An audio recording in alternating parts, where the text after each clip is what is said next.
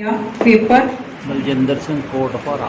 सो उन्होंने दे विचार ने जी बलजिंदर सिंह कोटभारा जी दे ਜਿਹੜੇ ਸਾਡੇ ਦਰਸ਼ਨ ਸਿੰਘ ਪ੍ਰੀਤੀਮਾਨ जी ने ਉਹਨਾਂ ਦੀ ਪੁਸਤਕ ਬਾਰੇ ਉਹਨਾਂ ਦੇ ਵਿਚਾਰ ਮੈਂ ਪੜ੍ਹ ਰਹੀ ਹਾਂ। ਬਲਜਿੰਦਰ ਸਿੰਘ ਕੋਟਭਾਰਾ जी ਦੇ नरोई निरोग सोच रखण वाले दर्शन सिंह प्रीतिमान की रचना नरोईया सोचा साहित्य के खेत्र च विलखण सिरजना है।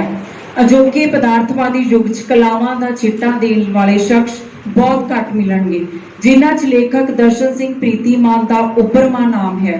लेखनी नाल उसकी प्रीत है जिसने उसकी कला के दर्शन करवा उसका मान वधाया।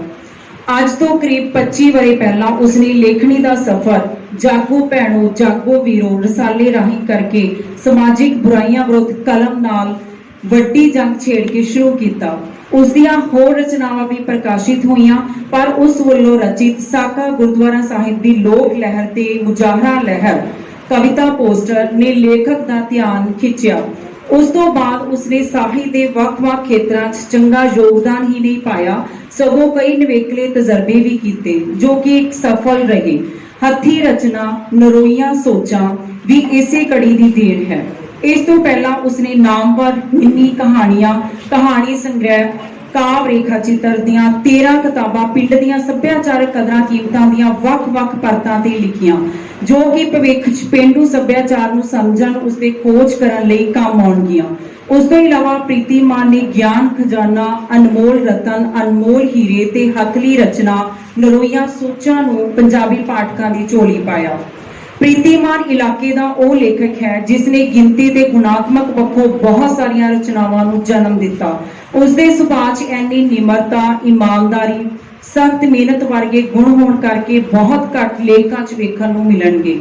उसने कदे भी लॉबी जुगाड़वादी वर्गे ना पक्षी राहां दा सहारा नहीं लिया सगों उसने ये मुकाम 3 दहाकियां दे खून पसीने नूं बहा के अपनी सिरजन शक्ति राही हासिल किया। आज प्रीतिमान की जिस रचना नरोईया सोचां की गल कर रहे हाँ वह भी साहित्य खेत्र च विलखण है।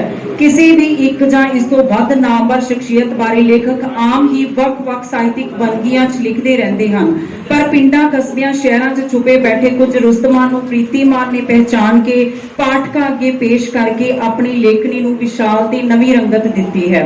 इस किताब च नरोईया सोचा रखण वाले 104 उन्हां शख्सियतां दा संखेप वेरवा है जिन्हां ने किसी एक खेत्र च नहीं सगों ਵੱਖ-ਵੱਖ खेत्रां च मल्ला मारियां। उसने अजिहियां शख्सियतां नूं पाठकां सामने पेश किया है जिन्हां ने पिंड दे खेतां दीयां वट्टां तो लैके आस्ट्रेलिया न्यूजीलैंड कनेडा ते होर विदेशां च जाके अपनी योग्यता मेहनत ते प्राप्तियां दा सिक्का मनवाया है।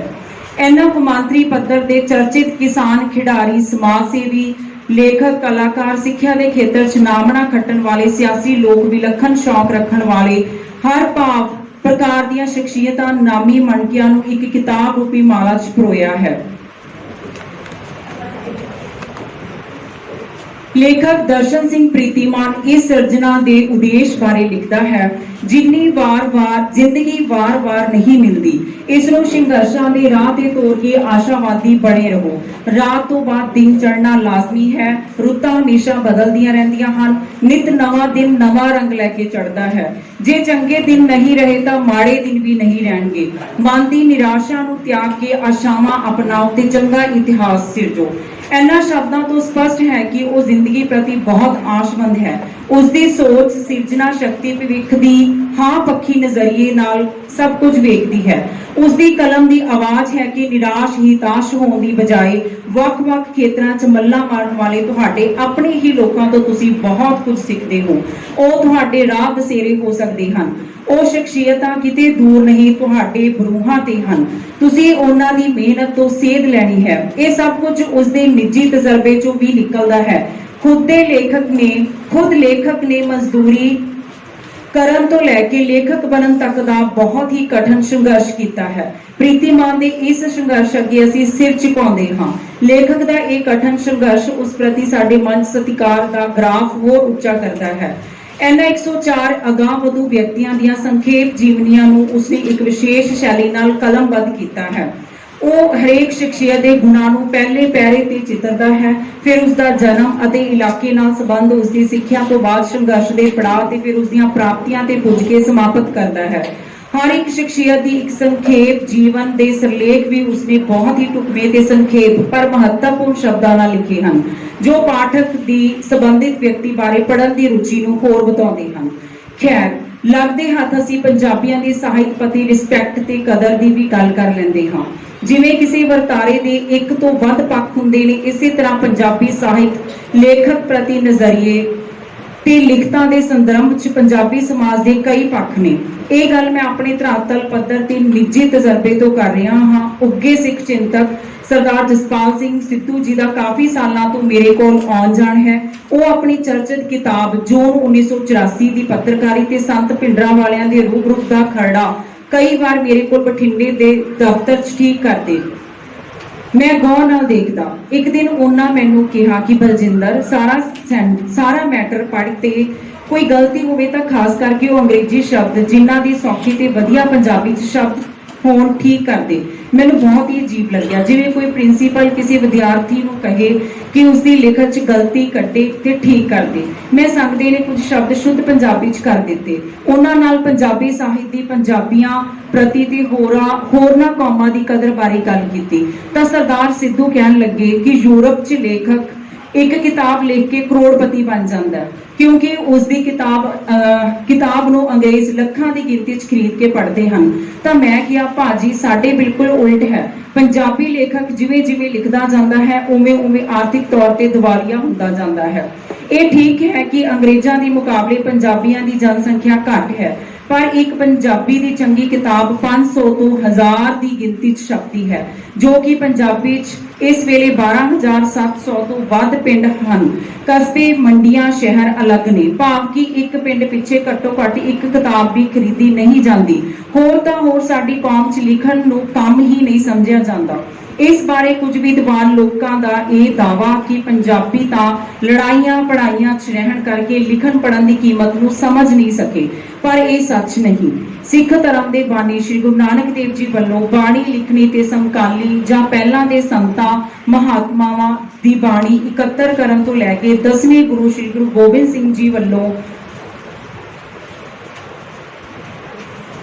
52 ਕਵੀ ਰੱਖਣੇ, ਸ਼੍ਰੀ ਗੁਰੂ ਗ੍ਰੰਥ ਸਾਹਿਬ ਸੰਪੂਰਨ ਕਰਵਾਉਣ ਆਦਿ ਦੀਆਂ ਮਹਾਨ ਇਤਿਹਾਸਿਕ ਘਟਨਾਵਾਂ ਦੱਸਦੀਆਂ ਹਨ ਕਿ ਸਾਡਾ ਸ਼ਬਦ ਪ੍ਰਤੀ ਰਵੱਈਆ ਮੁੱਢ ਤੋਂ ਹੀ ਇਸ ਤਰ੍ਹਾਂ ਨਹੀਂ ਸੀ ਜਿਸ ਤਰ੍ਹਾਂ ਦਾ ਹੁਣ ਹੈ। ਇਸ ਦੇ ਕਈ ਕਾਰਨ ਹਨ। ਜਿੱਥੋਂ ਤੱਕ ਮੇਰਾ ਨਿੱਜੀ ਵਿਚਾਰ ਹੈ ਉਹ ਇਹ ਹੈ ਕਿ ਅਸੀਂ ਪਦਾਰਥਵਾਦ ਤੇ ਮੰਡੀ ਦਾ ਸ਼ਿਕਾਰ ਹੋ ਚੁੱਕੇ ਹਾਂ। ਸਾਡੀ ਜ਼ਿਹਨੀਅਤ ਬਾਜ਼ਾਰ ਕੋਲ ਗਹਿਣੇ ਹੋ ਚੁੱਕੀ ਹੈ। ਅਸੀਂ ਬ੍ਰਾਂਡਡ 5-5000 ਰੁਪਏ ਦੇ ਬੂਟਾਂ ਤੇ ਜੀਨਾਂ ਤੋਂ ਲੈ ਕੇ 50000 ਦੇ ਮੋਬਾਈਲ ਫੋਨਾਂ ਨੂੰ ਆਪਣੀ ਥੋਥੀ ਮਾਨਸਿਕਤਾ ਦਾ ਹਿੱਸਾ ਬਣਾ ਲਿਆ ਹੈ। ਹਰ ਦੂਜੇ ਪਾਸੇ ਸਾਡੇ ਆਪਣੇ ਘਰਾਂ 'ਚ ਸਾਡੀ ਨਿੱਜੀ ਲਾਇਬ੍ਰੇਰੀ ਨਹੀਂ ਹੈ, ਕਿਉਂਕਿ ਇਸ ਸਿਰਜਣਾ ਵਾਲੇ ਕੰਮ ਨੂੰ ਅਸੀਂ ਵੇਲਣਾ, ਨਿਕੰਮਿਆਂ ਤੇ ਟਾਈਮ ਪਾਸ ਕਰਨ ਵਾਲਿਆਂ ਦਾ ਕਰਾਰ ਦੇ ਕੇ ਇਹੀ ਅੱਗੇ ਪ੍ਰਚਾਰਨਾ ਸ਼ੁਰੂ ਕਰ ਦਿੱਤਾ ਹੈ। ਨਰੋਈਆਂ ਸੋਚਾਂ ਤੇ ਚਰਚਾ ਕਰਨ ਲਈ ਜੁੜ ਬੈਠੇ ਅੱਜ ਅਸੀਂ ਇਸ ਗੱਲ ਦਾ ਵੀ ਸੰਕਲਪ ਲਈਏ ਕਿ ਕਿਤਾਬ ਸੱਭਿਆਚਾਰ ਨੂੰ ਵੱਧ ਤੋਂ ਵੱਧ ਪ੍ਰਫੁੱਲਤ ਕਰਨ ਲਈ ਨਿੱਜੀ ਘਰੇਲੂ ਲਾਇਬ੍ਰੇਰੀਆਂ ਬਣਾਈਆਂ ਜਾਣ। ਸਾਹਿਤ ਪੜ੍ਹਨ 'ਚ ਰੁਚੀ ਵਧਾਉਣ ਲਈ ਸਕੂਲਾਂ, ਕਾਲਜਾਂ, ਲਾਇਬ੍ਰੇਰੀਆਂ, ਗੁਰਦੁਆਰਾ ਸਾਹਿਬ, ਸਮਾਜਿਕ ਥਾਵਾਂ ਤੇ ਸਾਹਿਤ ਵੰਨਗੀਆਂ ਦੇ ਸਮਾਗਮ ਕਰਵਾਏ ਜਾਣ। ਅਖੀਰ 'ਚ ਮੈਂ ਲੇਖਕ ਪ੍ਰੀਤੀ ਮਾਨ ਨੂੰ ਉਹਨਾਂ ਵੱਲੋਂ ਦਿਨ ਰਾਤ ਇੱਕ ਕਰਕੇ ਸਖਤ ਮਿਹਨਤ ਨਾਲ ਲਿਖੀ ਗਈ ਨਰੋਈਆਂ ਸੋਚਾਂ ਕਿਤਾਬ ਲਈ ਵਧਾਈਆਂ ਦਿੰਦਾ ਹਾਂ। ਉਮੀਦ ਰੱਖਦਾ ਹਾਂ ਕਿ ਉਹ ਆਪਣੀ ਲੇਖਣੀ ਰਾਹੀਂ ਸਮਾਜਿਕ ਬੁਰਾਈਆਂ ਵਿਰੁੱਧ ਹੋਕਾ ਦਿੰਦੇ ਰਹਿਣਗੇ ਤੇ ਸੰਘਰਸ਼ਮਈ ਸ਼ਖਸੀਅਤਾਂ ਦੇ ਵਿਚਾਰ ਦਾ ਪ੍ਰਸਾਰ ਕਰਦੇ ਰਹਿਣਗੇ। ਜੀ ਧੰਨਵਾਦ ਜੀ।